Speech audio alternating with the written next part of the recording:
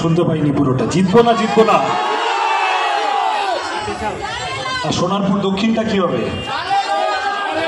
Lead হবে তো? আপনারা লড়বেন তো? আসতে গিয়ে যা অব্যবস্থা হয়েছে, আমি মানুষের কাছে দুঃখ প্রকাশ করছি। সুজনদা বলেছেন এখানে একটা বামফ্রন্টের এমপি থাকলে পুলিশের এই অপদার্থতা করার সাহস হতো না।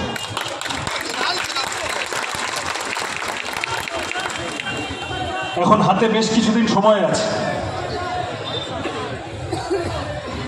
আমাদের পরিষ্কার কথা, রুটি রুজির দাবিতে লড়াই করছে লাল ঝান্ডা। আমি বেশি গরম কথায় যাব না, প্রার্থীকে বেশি গরম কথা বলতে নেই, ওই দায়িত্ব মীনাক্ষীদের উপর ছেড়ে দিয়েছি। কিন্তু কতগুলো কথা আবেদনের আকারে আপনারা যারা এই সভায় উপস্থিত হয়েছেন এবং যে মানুষের কাছে মাইকের আওয়াজ পৌঁছচ্ছে বলা প্রয়োজন। এই এখন শুরু হয়ে গেছে, যত সময় এগিয়ে আসবে সমীক্ষার সংখ্যা বাড়বে, তাই তো? এরপরে বলবে ওপিনিয়ন পোল, তারপরে বলবে সেকেন্ড ওপিনিয়ন পোল। ঘরে বসে সমীক্ষা করে নিয়ে পাঁচগাছা লোকের কাছে গিয়ে গুজুর গুজুর ফুসুর ফুসুর করে নিয়ে নিজেদের মতো তাল করে ফেলা যে ঘাসফুল পদ্ম ফুল দুই ফুল মিলে পাবলিককে এপ্রিল ফুল বানাবে, তার বন্দোবস্ত করো। আমি বলছি, আমি এখানে বাকিদের কথা বলতে পারবো না, আমাদের পার্টির নেতারা আছে। আমি আমার এই ফোনে ওরকম 5টা সমীক্ষা নিয়ে ঘুরে বেড়াচ্ছি, তার মধ্যে 4টেতে বামপন্থীদের 3টে থেকে 10টা সিট দেখিয়েছে। ফলত ওইসব সমীক্ষা যে যার মতো করে, ওগুলোর উপর বেশি মাথা দিয়ে লাভ নেই। যত দিন আসবে, যত দিন এগোবে, আমরা মানুষের কাছে গিয়ে বলবো কিনা বাকি যেখানে যা হচ্ছে যাদবপুরে লাল ঝান্ডা ওড়াতে হবে। আমাদের সোজা কথা, অন্ন বস্ত্র বাসস্থান শিক্ষা স্বাস্থ্য কর্মসংস্থানের কথা। পেট্রোল ডিজেল রান্নার গ্যাসের দাম বললে বলছে তোমরা তো শূন্য। আমরা বললাম হ্যাঁ, আমরা জেলেও শূন্য, আমরা ইলেকটোরাল বন্ডে চিটিংবাজিতেও শূন্য।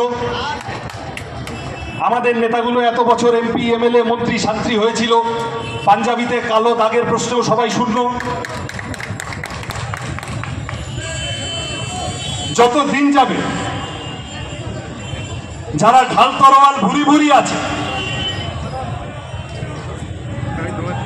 তারা বিভিন্ন অন্যান্য ইস্যু যা রাজনীতিবিদদের কথা বলার বিষয় হতে পারে না।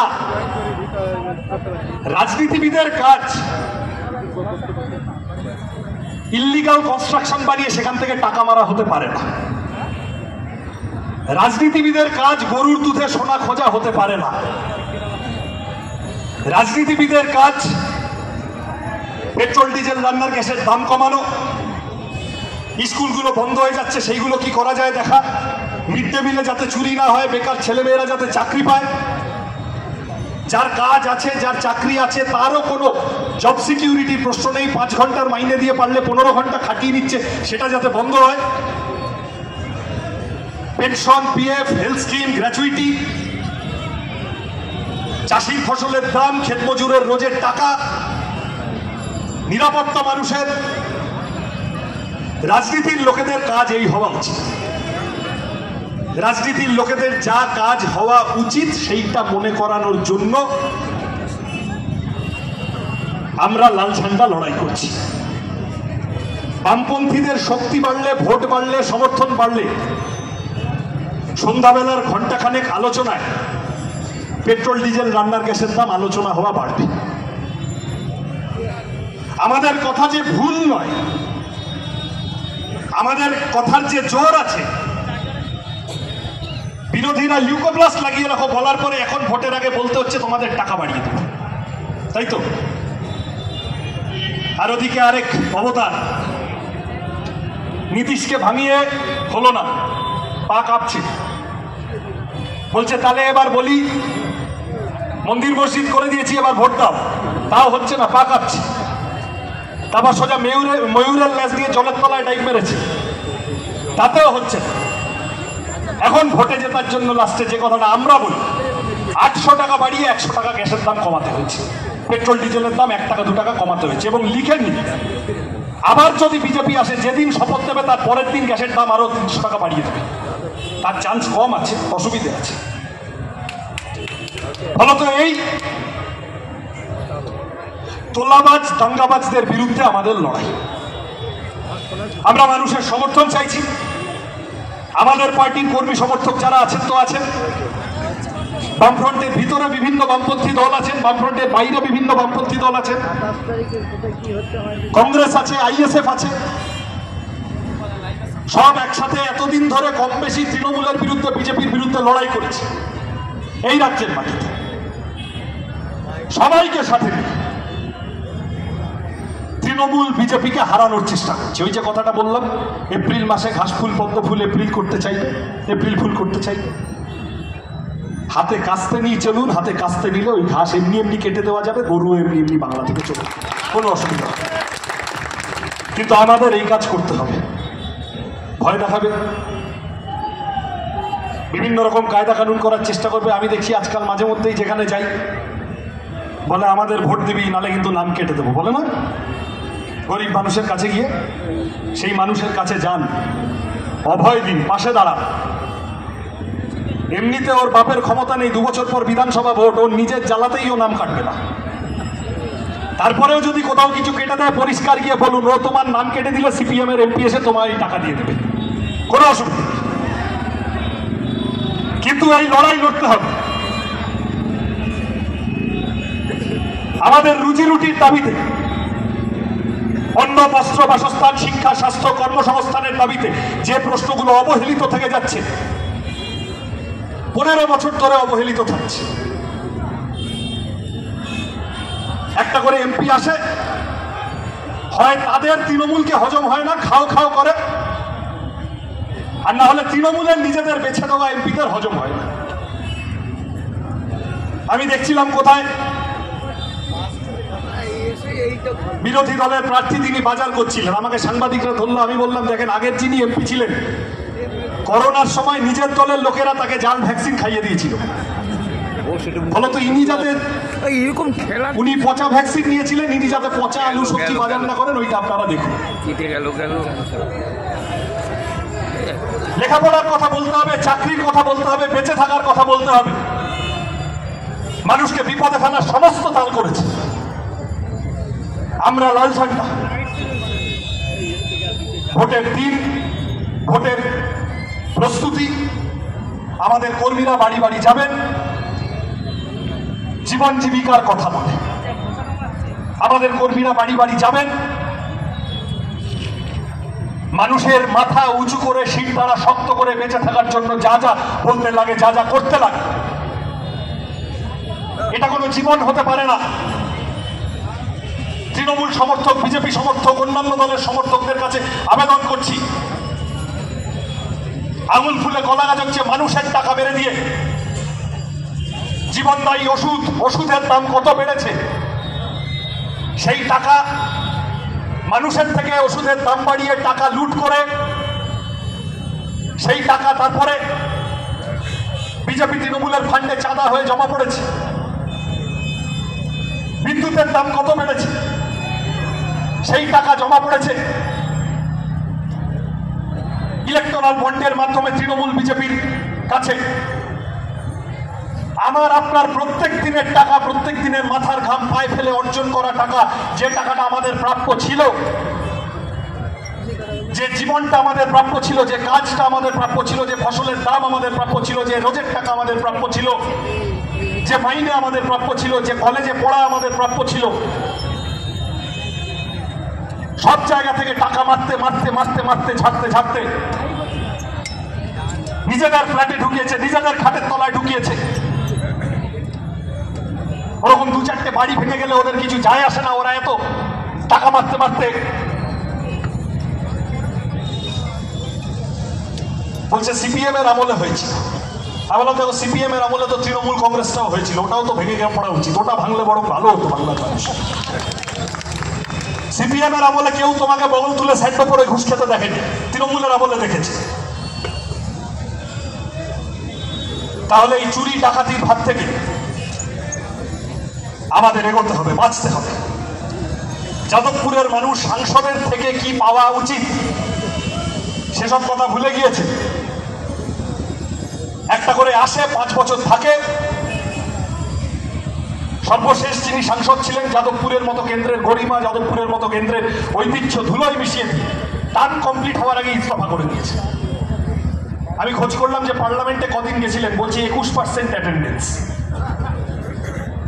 বলছে যে 21% তো বলে লাভ নেই, কারণ ওদের দলের যিনি নেতা ভাইপো, মানে ফোলানো ফাপানো নেতা, তিনি সংসদে 5 বছরে 13, 14 না 15% অ্যাটেন্ডেন্স, তার বেশি তিনি যাওয়ার সময় পাননি। বাকিটা গয়লা, গরু, বালি, চাকরি, লটারিতে ব্যস্ত ছিল। আর এই এরা মিলে মানুষকে এত চুরি ডাকাতি করার সুবিধা পেয়েছে, সাহায্য পাচ্ছে, অজুহাত পাচ্ছে, সাহস পাচ্ছে, কারণ ওখানে বড় ফুল বসে আছে। বড় ফুলের সোজা গল্প, পশ্চিমবঙ্গে ছোট ফুল আর বড় ফুল থাকবে, আর এখানে প্রতিদানে ছোট ফুল যাতে বিরোধী জোটটাকে ভেতর থেকে ঘেটে ঘ করে দেয় তার বন্দোবস্ত করবে। ওই জন্য আমি শুনছিলাম আস্তে আস্তে সুজনদা কেজরিওয়ালের গ্রেপ্তারির কথা বলছিলেন। নির্লজ্জভাবে, নগ্নভাবে ভারতের সংসদীয় গণতন্ত্রের ন্যূনতম রীতিনীতি, বৈশিষ্ট্য সব লাটে তুলে দিয়ে ভোটের আগে হেমন্ত সোরেন ঝাড়খণ্ডের মুখ্যমন্ত্রী গ্রেপ্তার হয়, দিল্লির মুখ্যমন্ত্রী গ্রেপ্তার হয় নিজের বাড়ি থেকে।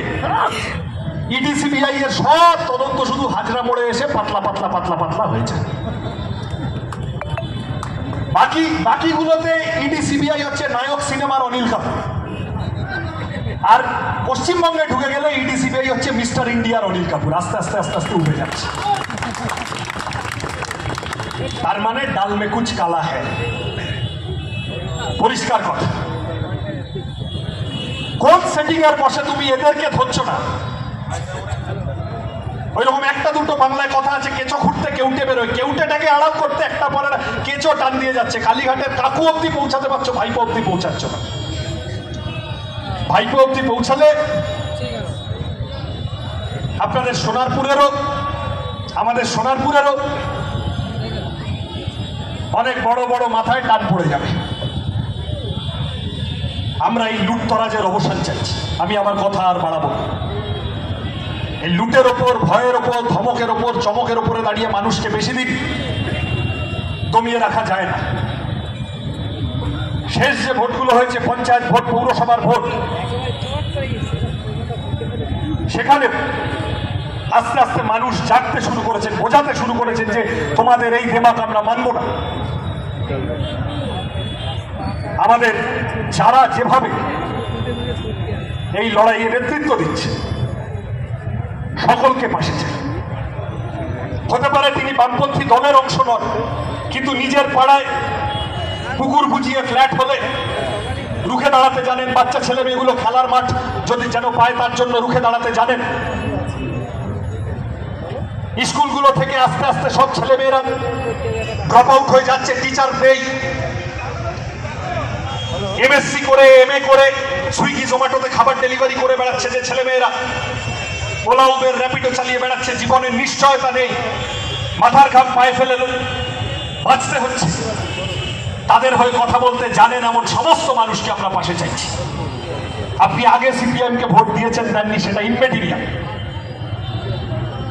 বাংলাকে বাঁচানোর লড়াই, যাদবপুরকে বাঁচানোর লড়াই, সোনারপুরকে বাঁচানোর লড়াই, এই লড়াইতে আমরা আপনাকে পাশে চাইছি। রুজি রুটির কথা, রুটি কাপড়া মাকান কা মুদ্দা, অন্ন, বস্ত্র, বাসস্থান, শিক্ষা, স্বাস্থ্য, কর্মসংস্থান, ওরা বারবার চেষ্টা করবে বিভিন্নভাবে খেলার অভিমুখ ঘোরাতে, অন্য এজেন্ডায় ভুল প্রশ্নে নিয়ে যাওয়ার চেষ্টা করবে মানুষকে, ঝগড়াঝাটি বাঁধিয়ে দিয়ে হঠাৎ ফিকির খুঁজবে। মানুষের কাছে আবেদন করব, কারা আপনার রাস্তা, কারা আপনার জল কল আলোর সমস্যার সমাধান করলো, কারা আপনার স্কুল কলেজ হাসপাতালের সমস্যার সমাধান করলো, কারা সচেষ্ট ছিল, কারা রুজি রুটির প্রশ্নে পাশে দাঁড়ালো, আপনার টাকা চুরি না করে, ডাকাতি না করে, তোলাবাজি না করে, দাঙ্গাবাজি না করে, তার ভিত্তিতে দাঁড়িয়ে আগামী 1 জুন ভোটটা দিতে চান। মানুষের কাছে আবেদন করব, কারা আমার দেশ ভাঙছে, কারা আমার রাজ্য ভাঙছে, আমাদের মধ্যে ভাগাভাগি বাড়িয়ে দিচ্ছে, ঝগড়াঝাটি বাড়িয়ে দিচ্ছে, কে কি খাবে, কে কি পড়বে, কে কি বলবে, গায়ের জোরে গলা টিপে ধরতে চাইছে। আবেদন করব, অনুরোধ করব, তাদের বাংলা থেকে ছুড়ে ফেলতে হবে। আমরা সকলে মিলে আগামী দিনে যাদবপুরকে, সোনারপুরকে অন্য মাত্রায়, অন্য উচ্চতায় নিয়ে যাওয়ার চেষ্টা করব। মানুষের কাজ, রেল স্টেশন থেকে শুরু করে, বাস রুট থেকে শুরু করে, বাড়তি ট্রেন থেকে শুরু করে, হেলথ সেন্টার, লেখাপড়ার প্রশ্ন, অনেকগুলো নির্দিষ্ট ইস্যু আছে সোনারপুরে, যা একজন সাংসদের করার কথা 3 দফায় তৃণমূল করেনি। এই রাস্তা দিয়ে যাবেন, যা হয়ে যায় শেষ, সুজন চক্রবর্তী যা করে গেছে, তাহলে ওখান থেকে আমাদের ধরতে হবে আবার। যাদবপুরকে বাঁচানোর লড়াই, সোনারপুরকে বাঁচানোর লড়াই, সবাইকে সঙ্গে নিয়ে বাঁচানোর লড়াই। এই লড়াই কঠিন লড়াই, ये सफर कठिन है मगर না উদাস হো মেরে হামসফর। এই লড়াই অসম্ভব নয়, এই লড়াই বাঁচার লড়াই, এই লড়াই জিততে হবে, এই লড়াই লড়তে হবে। সেই কাজে আপনাদের সকলকে পাশে পাবো তো, পাশে পাবো তো। নমস্কার, ভালো থাকবেন সকলে।